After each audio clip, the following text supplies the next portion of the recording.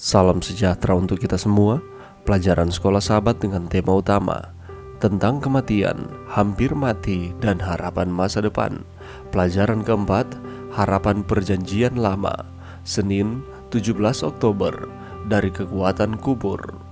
Bacalah Mazmur 49. Apakah yang membuat pemazmur begitu yakin akan kebangkitan terakhirnya, berbeda dengan mereka yang binasa tanpa jaminan itu? Mazmur 49 berbicara tentang kepercayaan palsu dari orang-orang bodoh, mereka yang percaya akan harta bendanya dan memegahkan diri dengan banyaknya kekayaan mereka, yang menganggap ladang-ladang milik mereka, dan yang hidup hanya untuk memberkati diri mereka sendiri. Mereka bertindak seolah-olah rumah dan kemuliaan mereka akan bertahan selamanya. Tetapi orang-orang bodoh lupa bahwa kehormatan mereka lenyap dan bahwa mereka binasa seperti halnya binatang. Seperti domba mereka meluncur ke dalam dunia orang mati, perawakan mereka hancur, dunia orang mati menjadi tempat kediaman mereka. Seperti yang dinyatakan oleh Ayub berabad-abad sebelumnya, dengan telanjang aku keluar dari kandungan ibuku, dengan telanjang juga aku akan kembali ke dalamnya. Pemazmur menunjukkan bahwa baik orang bodoh maupun orang bijak mati, meninggalkan harta benda mereka untuk orang lain. Tetapi ada perbedaan yang radikal di antara mereka. Di satu sisi adalah orang bodoh yang binasa, meskipun berusaha menemukan kepastian dalam kepemilikan dan pencapaian sendiri yang sementara. Sebaliknya, orang bijak melihat di balik kisah manusia dan penjara kubur, pahala mulia yang telah disediakan Allah untuknya. Dengan memahami ini, pemazmur dapat berkata dengan yakin, tetapi Allah akan membebaskan nyawaku dari cengkraman dunia orang mati, sebab Ia akan menarik aku. Konsisten dengan harapan perjanjian lama, pernyataan ini tidak menunjukkan bahwa pada saat kematiannya, jiwa pemazmur akan langsung terbang ke surga. Pemazmur hanya mengatakan bahwa dia tidak akan tinggal selamanya di dalam kubur. Waktunya akan tiba ketika Tuhan akan menebus dia dari kematian dan membawanya ke pengadilan surgawi. Sekali lagi, kepastian kebangkitan di masa depan digambarkan, membawa harapan, kepastian, dan makna pada keberadaan saat ini. Jadi, orang bijak akan menerima hadiah yang jauh lebih mulia dan abadi daripada apa yang bisa dikumpulkan orang bodoh untuk dirinya sendiri selama hidup yang singkat ini. Dengan cara apa Anda dapat melihat kebodohan orang-orang yang percaya pada kekayaan dan pencapaian mereka sendiri? Bagaimanakah menjaga mata Anda tetap pada salib melindungi Anda dari jatuh ke dalam kesalahan yang sama?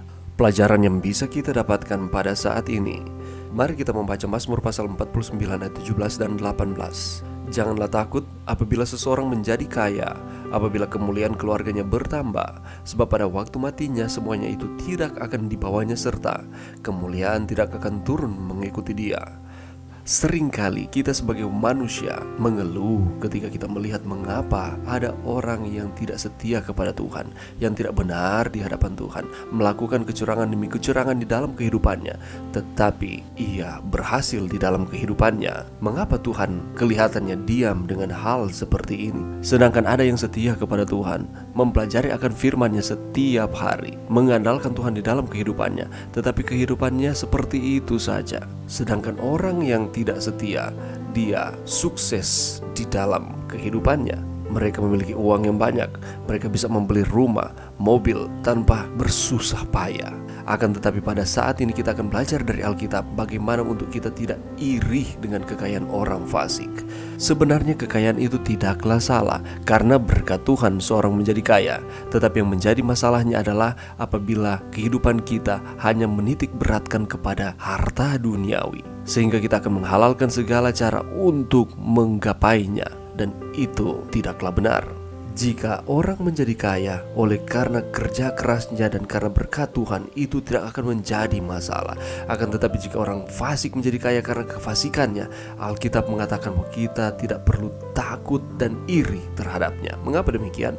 Alkitab mengatakan bahwa segala kekayaan itu hanyalah terbatas hingga di bumi ini. Segala kekayaan dan kemuliaan di bumi ini tidak akan dibawa ke dunia orang mati. Saat kita mati, kekayaan kita tidak akan mampu menyogok atau menyuap Tuhan agar kita bisa diizinkan masuk surga. Karena ketika mati kita semua ada di dalam kuburan. Kekayaan tidak akan membuat orang fasik menjadi puas dan berbahagia. Walaupun misalnya ia dapat berbahagia dengan segala kekayaannya pun, semuanya itu tidak akan berarti ketika ketika ia mati. Kita boleh lihat di dalam ayatnya yang ke-19. Ketika ia mati dan dikumpulkan kepada angkatan nenek moyangnya, mereka tidak akan melihat terang, tetapi hanya melihat kegelapan yang kekal di neraka. Dengan kata lain, arti dari ayat ini adalah apabila hanya menitik beratkan kepada kekayaan bukan kepada Tuhan, menjadi kaya tetapi kita terlepas dari fokus kita kepada Tuhan, maka pada akhirnya akan melihat kegelapan yang kekal di neraka. Ada penghukuman yang kekal yang akan didapatkan ketika Tuhan datang pada kali yang ketiga. Oleh karena itu Alkitab menggambarkan orang fasik ini dengan bahasa yang tegas, yaitu mereka sama seperti dengan hewan yang akan dibinasakan. Maksudnya adalah hati nurani mereka sudah tumpul dan mati. Mereka hanya mengejar kekayaan dan tidak pernah memikirkan tentang kehidupan yang kekal. Itulah sebabnya apa yang harus kita perbuat, kita tidak boleh menanamkan iri hati di dalam kehidupan umat-umat percaya. Tetapi jangan juga kita menjadi malas di dalam bekerja dan berharap Tuhan akan memberkati kita dengan caranya yang ajaib. Lakukanlah bagian kita sebaik mungkin dengan bekerja dan mencari nafkah. Tetapi kita harus ingat bahwa uang, kekayaan, kehormatan dan lain sebagainya bukan tujuan utama kita hidup. Itu harus menjadi sarana bagi kita untuk memuliakan Tuhan.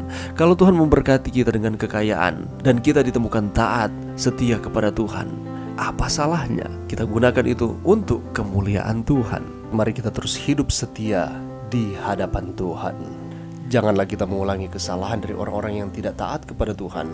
Di dalam pelajaran kita pada saat ini, Mazmur pasal 49. Mari berdoa. Terima kasih Tuhan atas firman-Mu pada saat ini. Bantu kami Tuhan untuk kami terus setia kepada Tuhan di tengah-tengah berkat-berkat Tuhan yang Tuhan curahkan di dalam kehidupan kami. Ini doa kami di dalam nama Yesus. Amin.